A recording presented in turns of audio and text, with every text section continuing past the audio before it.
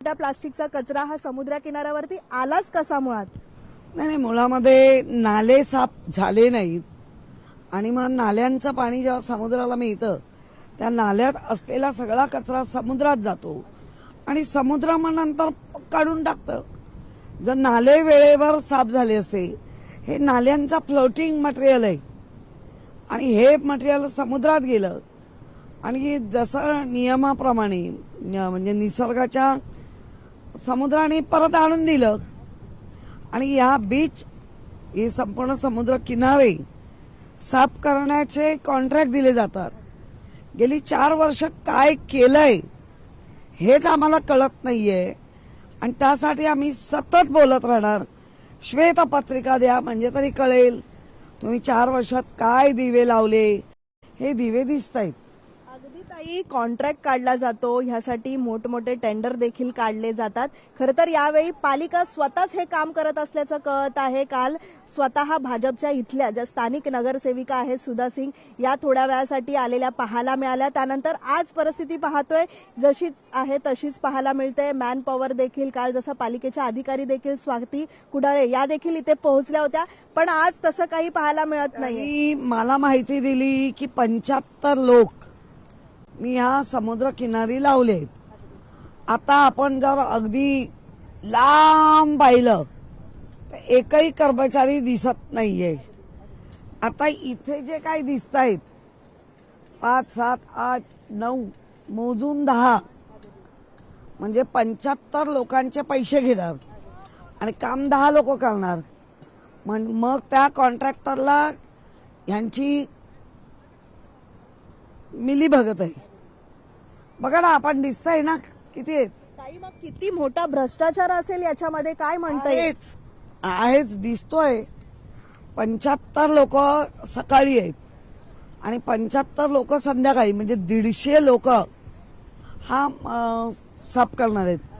पण इथे 15 दिसत आहेत. याचा अर्थ 60 लोक कुठे आहेत? 60 लोकांचे पगार घेणार. त्यामुळे हा संपूर्ण कॉन्ट्रॅक्टरांचा आणि प्रशासनाच्या अधिकाऱ्यांचा ह्या मुंबईला बजबज पुरी करून टाकली आहे. ताई, ज्यावेळी तुम्ही या बीचच्या आतमध्ये प्रवेश करत होतात, अगदी बीचला लागूनच मोठ्या नाल्याचा बोगदा आहे, तिथे संपूर्णतः तिथून प्लास्टिकचा कचरा असेल, विविध कचरा जो आहे तो पाण्याच्या साह्यानं समुद्रामध्ये फेकला जातोय. तुम्ही देखील तिथे पाहणी केलीत. खरं तर या नाल्यांवरती झाकणं, जाळ्यांची झाकणं जी आहे ती बसवण्यासाठी देखील कॉन्ट्रॅक्ट दिला जातो, पण तशी परिस्थिती तुम्ही आता पाहिली आहे का? काय होतं नेमकं? नाही, गेल्या 4 वर्षात फारच प्रशासन बोकाळलंय. कोणच त्यांच्यावरती अंकुश ठेवणारं नाही आणि आता त्याच सवयी त्यांनी लावून घेतल्यात. त्यामुळे आता हा जो आपण कचरा बघतोय याच्यामध्ये पेवर ब्लॉक पण वाहून आलेत. म्हणजे नाल्याचे हे पेवर ब्लॉक पण वाहून आलेत. हे बघा, नारळ आलेत, पेवर ब्लॉक आलेत. याचा अर्थ कोणाचंच लक्ष नाही. इथे भाजपचे आमदार आहेत, इथे भाजपचे 4 नगरसेवक निवडून आणले आहेत. लोकांनी एका विश्वासाने तुम्हाला दिलंय. लोकांचा हा श्वास आहे. म्हणजे सकाळीच उठून वॉक घेणं, संध्याकाळी तो श्वासच इथे गुदमरून टाकतायत. ताई, स्वतः भाजपच्या नगरसेविका ज्यावेळी विचारणा केली लोकशाही मराठीनं, तेव्हा दखल घेण्यासाठी काही वेळासाठी पोहोचल्या होत्या. त्यानंतर कामाला देखील यंत्रणा लावली. पण सर्वसामान्यांच्या ज्यावेळी आम्ही प्रतिक्रिया ऐकल्या त्यावेळी जो पुरेसा मनुष्यबळ आहे तो पाहायला मिळत नाहीये, किंवा मग जी यंत्रणा, मग ट्रॅश मशीन असेल किंवा इतर ज्या मशीन लावायला पाहिजे त्या देखील पाहायला मिळत नाहीये. 1-2 मशीनच्या आधारे हे संपूर्ण हा अख्खा बीच क्लीन होऊ शकत नाही. जवळपास 7 ते 8 किलोमीटरचा हा जुहू बीच आहे. मेन बीच पासून कोलीवाडा असेल, वर्सोवा असेल, हा सगळा लिंक्ड आहे. त्यामुळे पूर्णच बीचवरती अशा पद्धतीचा प्लास्टिकचा कचरा आहे. त्यामुळे काय वाटतं, आमच्या तुमच्यासारख्याचा जो सर्वसामान्यांचा पैसा हा सरकारच्या ह्याच्यामध्ये आहे, महापालिका नेमका हा पैसा कुठे खर्च करतोय असा या सर्वसामान्यांचा, मुंबईकरांचा प्रश्न आहे. एवढ्या मोठमोठ्या ठेवी मोडल्या आणि ठेवी मोडून जे केलंय ते गळतंय, पडतंय, होतंय, हेही आपण बघितलं. बरं, आपण बोलायला गेलं तर म्हणे महाराष्ट्र बदनाम करू नका, मुंबई बदनाम करू नका. मग काय करायचं? म्हणजे आवाज पण बोलायचं नाही. हे सगळं इतकं ओंघळ, घाणेरडं डर्टी दिसताना पण बोलायचं नाही, याचा अर्थ हुकुमशाही चालू झालीय. काही खरं तर एकीकडे मुख्यमंत्री म्हणतायत की महाराष्ट्राला बदनाम करू नका, पण महाराष्ट्राच्या बाहेरूनच असतील पर्यटक जे आहेत, जुहू बीच आपल्या इथलं प्रसिद्ध आहे, तिथे फिरण्यासाठी येतात किंवा मग सकाळी योगा वगैरे करण्यासाठी सर्वसामान्य येतात. त्यांना अशा पद्धतीचा श्वास घ्यावा लागतोय, कारण समुद्राचं पाणी देखील आता या सगळ्याच कचऱ्यामुळे खराब झालेलं पाहायला मिळतं. ते एखाद्या लहान मुलांनी टोपलीत कचरा भरावा आणि घेऊन जावा अशी म्हणजे जिवंत माणसांची लक्षणं दिसत नाही. ही कचरा प्लास्टिक आहे, तो भरून भरून न्यायला पाहिजे, तो पण नेला जात नाहीये. म्हणजे ह्या कॉन्ट्रॅक्टरवर कोणाचा दाब आहे? कोण ह्याला पोचतंय? कॉन्ट्रॅक्टरच नाहीये यावेळी ताई. आम्ही जेव्हा पालिकेचे काल अधिकारी आले होते त्यांना विचारणार, कॉन्ट्रॅक्टर नाही कसा? हे 150 लोक कोणाचे आहेत? हे कॉन्ट्रॅक्टरचे आहेत. म्हणजे हे आता पण खोटं बोलतायत. हे 150 लोक कॉन्ट्रॅक्टरचे आहेत आणि 150 मधले 15 लोकच काम करतायत, 60 लोक नाहीच आहेत. म्हणजे वॉर्ड ऑफिसर खोटं बोलते. स्वाती कुडाळे म्हणून के वेस्टच्या अधिकारी आले होते, त्या उचलत नाहीये. एवढा माज चढलाय ना सगळ्यांना, तो माज आता उतरवावं लागेल.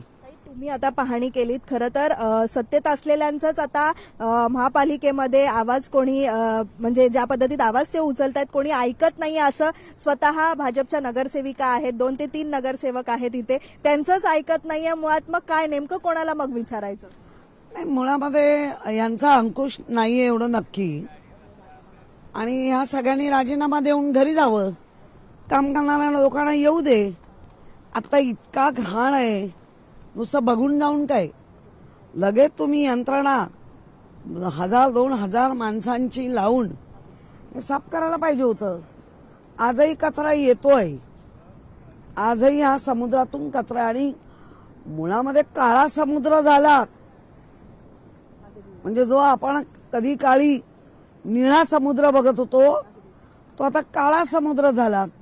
याच्यावरच कळतं की आपण किती मोठ्या प्रदूषणामध्ये आहोत.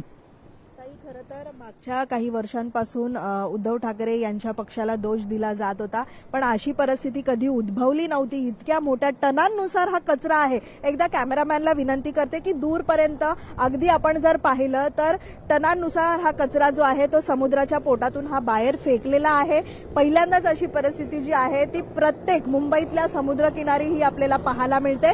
जुहू बीचची ही परिस्थिती सध्या आपण दाखवतोय, पण मुंबईचे जेवढे समुद्रकिनारे आहेत, मग दादरचा असेल किंवा मग माहीमचा असेल, वर्सोवाचा असेल, ह्या सगळ्याच समुद्रकिनारी ही अशी परिस्थिती पहिल्यांदाच पाहायला मिळते.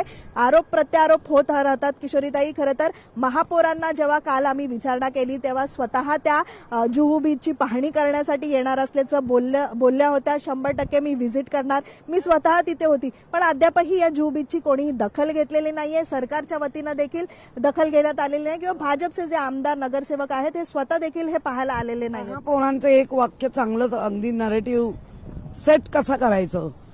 बाहेर या घराच्या आणि बघा. माझं म्हणणं आहे महापौर बंगल्यातून आता बाहेर या, बस हे बघा. आणि काल आमचा एक म्हणजे आता आमच्याकडे ना महापौर सभागृह नाही, मास्तरीन असं चाललंय. दमत दिला जातो कुठे? सभागृहात. कोणाला? सहयोगी नगरसेवकांना. आणि जो दम भरायला पाहिजे प्रशासनाला, तिथे प्लीज प्लीज प्लीज असं चाललंय. कसं प्रशासन ऐकणार? सर्वसामान्यांनी आता थेट महापालिकेच्या आयुक्त ज्या आहेत अश्विनी भिडे यांना एक मागणी केलेली आहे की तुम्हीच आता ह्या सगळ्या परिस्थितीची दखल घ्या. मागच्या काही महिन्यांपासून, वर्षांपासून प्रशासक होतं, आता आयुक्त भेटलेले आहेत, पण आयुक्त मॅडम बद्दल काय तुम्ही सांगाल? खरंच ते ह्या सगळ्यामध्ये दखल देतील? आयुक्तांना कळल्यानंतर त्यांनी दखल घेतली पाहिजे. त्यांचे वॉर्ड ऑफिसर आजही फोन उचलत नाही. मला वाटतं ही कल्पना आल्यानंतर वॉर्ड ऑफिसर आजही इथे हव्या होत्या, पण त्या अशा लगाम झालेले सरकार झालंय, महापालिका झालीय. तर आपण पाहतोय की कालचा दुसरा दिवस होता. लोकशाही मराठीनं या सगळ्याच जो प्लास्टिकच्या कचऱ्याचं साम्राज्य या सगळ्या जूह चौपाटीवरती पसरलेला आहे याची संपूर्णतः परिस्थितीचा आढावा घेतलेला आहे. आज आपण पाहतोय की कोणताही महापालिकेचा अधिकारी असेल किंवा मग ज्या भाजपच्या नगरसेविका काल ज्या पद्धतीत थोड्या वेळासाठी आल्या होत्या त्या देखील आज आपल्याला पाहायला मिळत नाही. जो मनुष्यबळ इथे लागायला पाहिजे, ज्या पद्धतीत सर्वसामान्यांनी प्रतिक्रिया दिली होती की इथे ज्या पद्धतीत मनुष्यबळ पाहिजे किंवा मग जी यंत्रणा काम करण्यासाठी पाहिजे आहे ती पुरेशी नाहीये आणि तशीच चित्र आज देखील आपल्याला पाहायला मिळतोय. ज्या पद्धतीत 2 शिफ्टमध्ये 75-75 अशी मॅन पॉवर आहे अशा पद्धतीची प्रतिक्रिया जी आहे पालिकेच्या वेस्टच्या ज्या अधिकारी आहेत स्वाती कुडाळे यांनी स्वतः ही माहिती दिली होती. पण मात्र तशी परिस्थिती आजही आपल्याला पाहायला मिळत नाहीये. दूरवर जर आपण पाहिलं तर 7 ते 8 किलोमीटरचा हा संपूर्ण कचऱ्याचं साम्राज्य जे आहे ते जुहू बीच चौपाटीवरती हा पसरलेला पाहायला मिळतोय. त्यामुळे मुंबईतूनच नाही तर राज्यभरातून नाही तर देश विदेशातून पर्यटक जे आहेत ते या सगळ्याच मुंबईतल्या समुद्रकिनारी फिरण्यासाठी येत असतात. पण मात्र सध्या आपण जर पाहिलं तर मुंबईच्या समुद्रकिनाऱ्याची काय अवस्था झालेली आहे हे प्रत्यक्षात याचा आढावा लोकशाही मराठी म्हणून आम्ही घेत आहोत. मात्र काल परवामध्ये जी परिस्थिती होती तशीच परिस्थिती जी आहे ती आज देखील आम्हाला पाहायला मिळते. त्यामुळे पालिका प्रशासन या सगळ्याची कधी दखल घेणार, कधी या सगळ्यावरती कारवाई होणार याकडे आमची करडी नजर असणार आहे. व्हिडिओ जर्नलिस्ट अनिकेत गज्जासह मीनाक्षी म्हात्रे, लोकशाही मराठी, मुंबई. तर किशोरी पेडणेकर यांनी या दरम्यान पाहणी केली आहे. त्यांच्याशी संवाद साधलेला आहे आमच्या प्रतिनिधी मीनाक्षी म्हात्रे. लोकशाही मराठी ऐका, पहा, जागरूक रहा.